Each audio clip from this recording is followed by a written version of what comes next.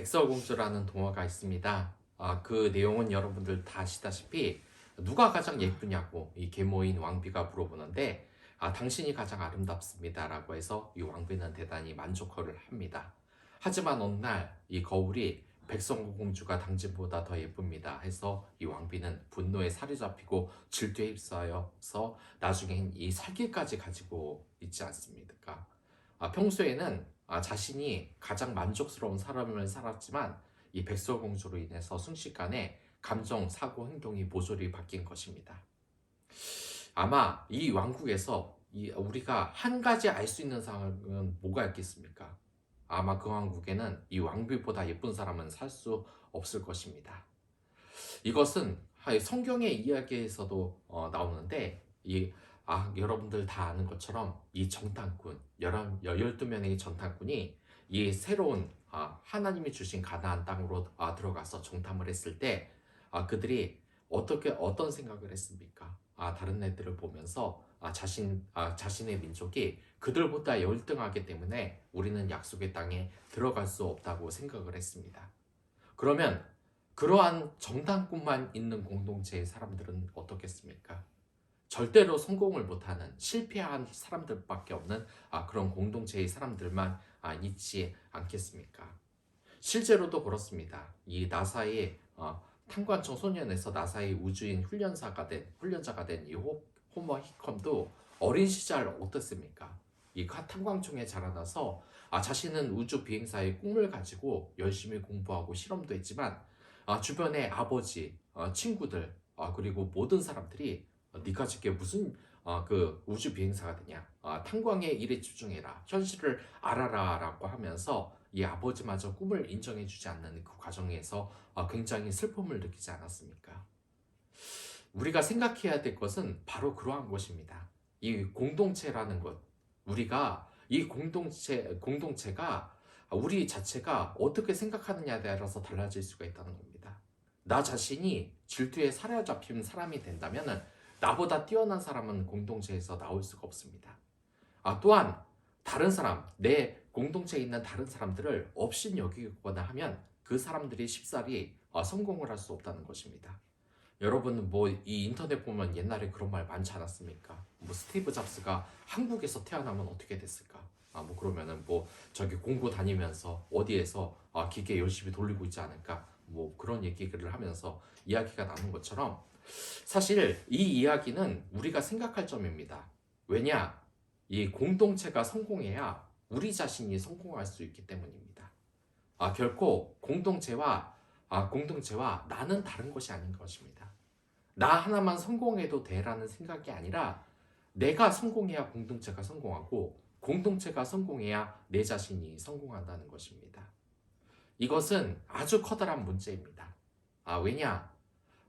왜냐?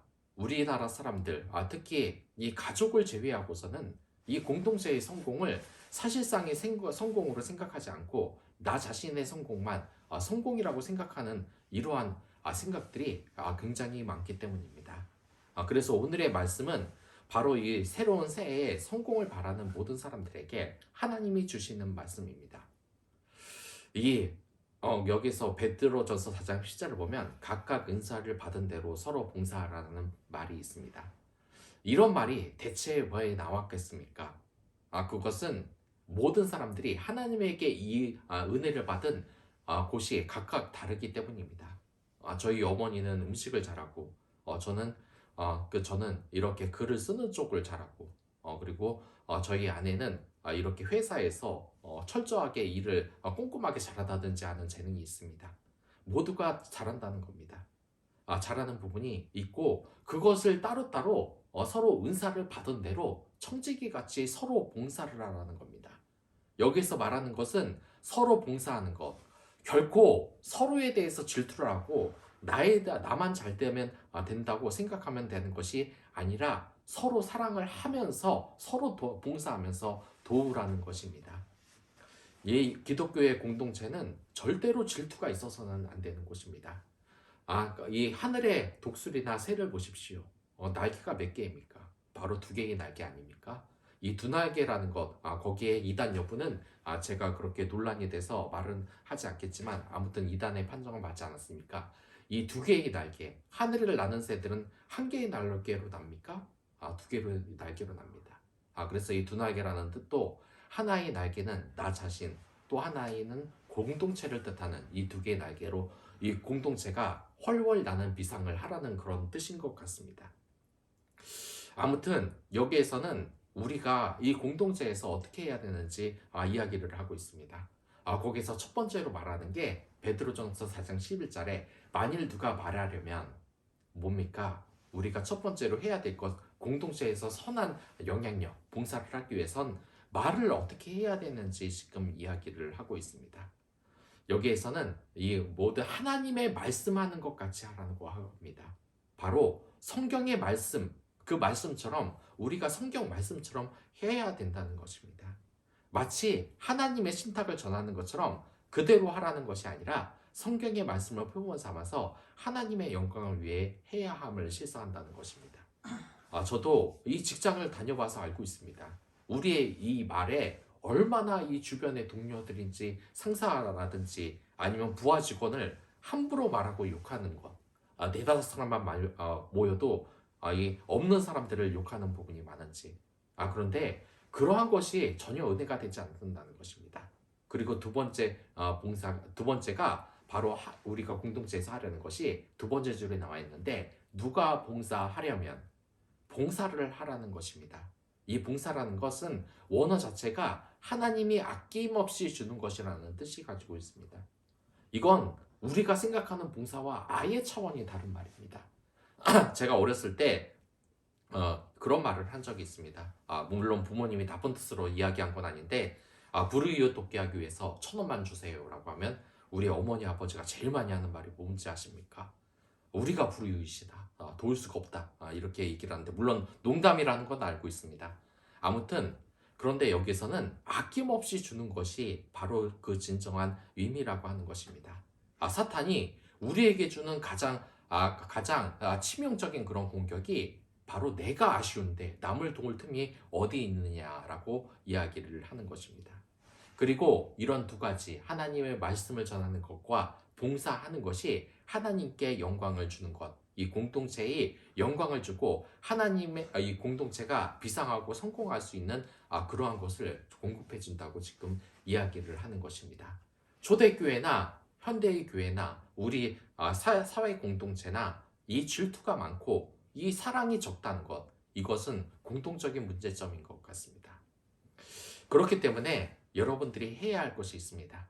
이제부터 나 자신의 성공뿐만 아니라 내가 속한 공동체를 뛰어난 공동체로 만들 책임이 우리 그리스도에겐 있다는 것입니다. 제가 이 영업 비밀을 하면서 느낀 것인데 그리스도인으로서 이 영업할 때 가장 무서운 게 뭔지 아십니까? 저는 처음에 여기 들어갔을 때 계약이 안 되는 게 가장 무서운 건 줄 알았습니다. 정말 이 영업이라는 게 무서운 것 중에 하나가 내가 한 만큼 번다는 것입니다. 남이 내 일을 대신 안 해준다는 겁니다. 그래서 내가 다른 사람에게 내 일을 대신 맡기거나 이 주장에서 보면 약삭 빠른 사람들은 쉬운 일 갖다서 다 하고 어려운 일을 딴 사람한테 맡겨버리면서 똑같은 월급을 받는데 이 영업이라는 건 그런 게 전혀 없다는 겁니다.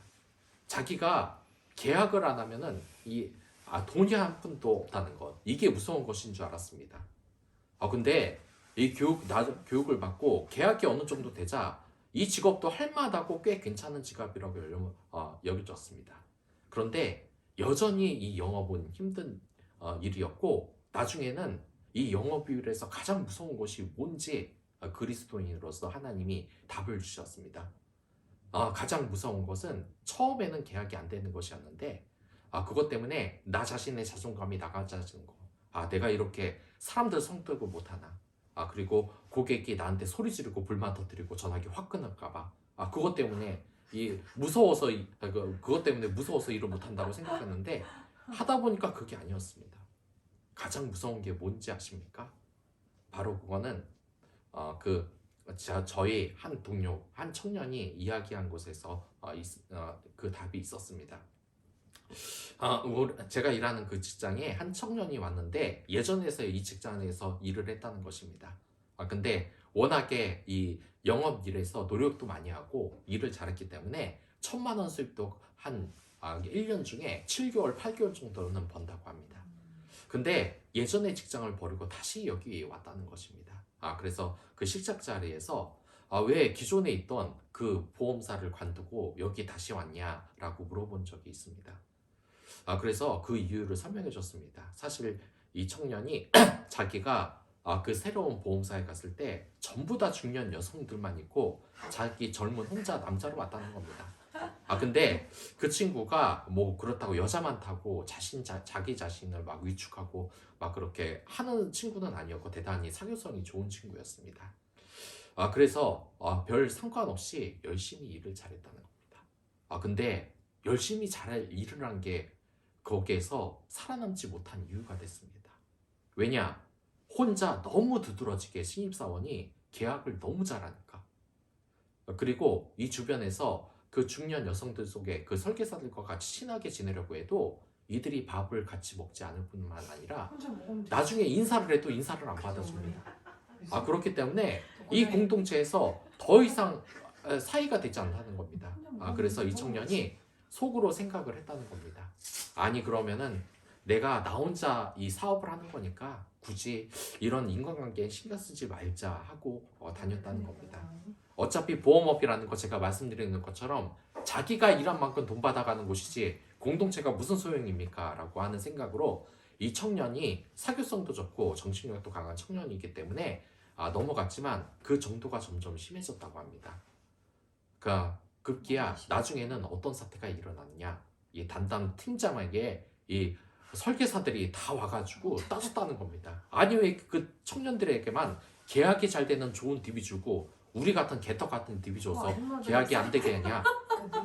그러니까 그 모습을 보니까 이 청년이 너무나 정이 떨어져서 그 공동체에 나와서 다시 이곳으로 왔다고 합니다. 이게 공동체에 있어서 가장 무서운 겁니다. 제가 보험업 하는 데 있어서 가장 무서웠던 겁니다.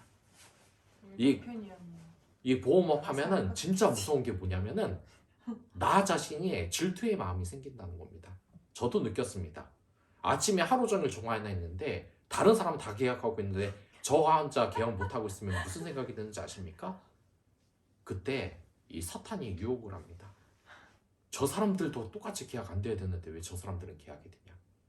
같이 안 돼야 되는데 왜 계약이 되냐? 저 사람들은 이런 마음이 생긴다는 겁니다. 이게 저 혼자의 마음이 아닙니다. 그 공동체에 있었던 그 많은 설계사들이 저와 똑같은 마음을 가지고 있다는 것입니다. 이게 질투가 주는 부작용이고 공동체를 파괴하는 원인인 것입니다. 이러면 공동체 자체도 커지 못하고 자신 자체도 커지 못한 것입니다. 그 사무실, 그 설계사들이 있는 사무실 더 성장할 수 있었겠습니까? 절대로 성장 못합니다. 왜냐? 잘하는 사람 있으면 똑같이 그렇게 돼 있을 테니까. 그리고 못하는 사람 와서도 제대로 신경이나 써줬겠습니까? 그냥 자기들끼리 칠하고 자기들끼리 밥 먹고 자기들끼리 잘 되는 것만 그냥 생각하고 그런 공동체에 누가 들어오겠습니까? 결국 그만둘 사람은 그만두고 몇 년 안 있다가 제가 확신을 하건대 결국 문을 닫을 겁니다. 이런 것이 질투가 주는 부작용이고 공동체를 파괴하는 원인인 것입니다. 이 질투가 심한 사람들은 자신이 지금 무슨 짓을 하는지 잘 모릅니다. 남의 장점을 칭찬하지 않습니다. 그리고 자신의 질투가 잘못되지 않았고 오히려 그건 상대방이 겸손하지 않고 교만해서 그러한 것이라고 포장을 하기도 합니다. 그러나 오늘의 말씀이 어떻습니까? 4장 14를 보면 서로 봉사하라고 말해야 되겠습니다. 선한 청지기 같이 서로 봉사하라. 우리는 이 성경 말씀처럼 공동체에서 협력이 기초가 되는 그러한 공동체를 만들어갈 책임, 사랑의 공동체를 만들어갈 책임이 바로 우리에게 있다는 것입니다. 제가 일하는 지금 이곳 분위기는 어떤지 아십니까? 사실 실장님이 막 그렇게 맨날 위로의 말만 해주고 굉장히 좋은 무슨 힐링의 왕처럼 이렇게 보도해주는 스타일은 아닙니다. 사실 천 이상은 얼굴도 좀 각져 있고 여기 레터링으로 문신도 있어서 약간 좀 그랬는데 굉장히 이 실장님을 제가 존경하고 있습니다. 왜 존경을 하냐? 가장 크게 존경하는 원인이 뭔지 아십니까? 이 실장님이 하나 고민을 하는 게 있는데 그건 공동체 사람들 모두가 서로 축하해주는 분위기를 만든다는 것이었습니다. 아까 전에 말씀드리지 않았습니까? 제가 계약이 안 되고 다른 사람 다 계약된다. 그럼 제 마음속에 무슨 마음이 드냐면 똑같이 계약 안 돼야 된다는 마음이 듭니다. 저 혼자만 계약되는 날이 있어야 된다는 마음이 듭니다. 근데 그 실장님이 정말 잘하는 게 서로 같이 이 프로젝트를 이끌고 또한 서로 이익을 얻을 수 있는 그런 프로모션을 많이 걸어서 제 옆에 있는 동료가 계약하면 제 일처럼 기뻐하며 축하해주는 마음이 들게 그렇게 마음을 들게 한다는 것입니다. 물론 그 실장님이 지금 불교 신자라서 이런 기독교의 가치는 모르시겠지만 아무튼 이러한 것이 우리 기독교의 가치관 아니겠습니까? 서로 축하해주고 서로 이끌고 그래야 된다는 것입니다. 하지만 내가 아니면 1등이 있으면 안 된다. 니들이 잘 되든 말든 나만 잘 되면 된다. 특히 이러한 것은 우리 사탄이 많이 유혹하는 것입니다. 사회 곳곳에도 많습니다. 자식기보다 뛰어난 성과를 가지는 사람을 받아들이지는 못하는 마음. 내가 나이가 많고 여기 회사에 오래 다녀서 공동체가 이미 형성되어 있기 때문에 니들이 이렇게 건방지게 하면 안 된다 라고 말하는 마음을 그렇게 우리가 있어서는 안 된다는 것입니다. 왜 이런 원인이 일어났는지 아십니까? 그것은 사랑이 없기 때문입니다. 베드로전서 4장 8절과 9절을 보면 무엇보다도 뜨겁게 서로 사랑할지니 사랑은 허대한 죄를 덮느니라. 서로 대접하기를 원망 없이 하고. 이게 원인인 것입니다. 사랑의 마음이 없기 때문에 남의 성공을 배합하고 그 공동체가 결국 파괴되게 되는 일이 우리 사회에서 얼마나 많이 일어납니까? 이에 대한 답이 어디에 있냐? 저는 이 회사에서 한번 가본 적이 있습니다. 가봐서 같이 점심을 먹는데 그 아주머니 한 분이 계속 이야기를 합니다. 자기의 아들이 미국에 유학을 가서 지금 스탠퍼드 대학에 다 있다. 또 다른 아주머니가 또 얘기를 합니다. 자기 아들은 지금 공부를 너무 잘해서 한국 외대에서 지금 독일어를 전공했는데 지금 독일으로 유학을 간다. 또 옆에서 또 이야기를 합니다.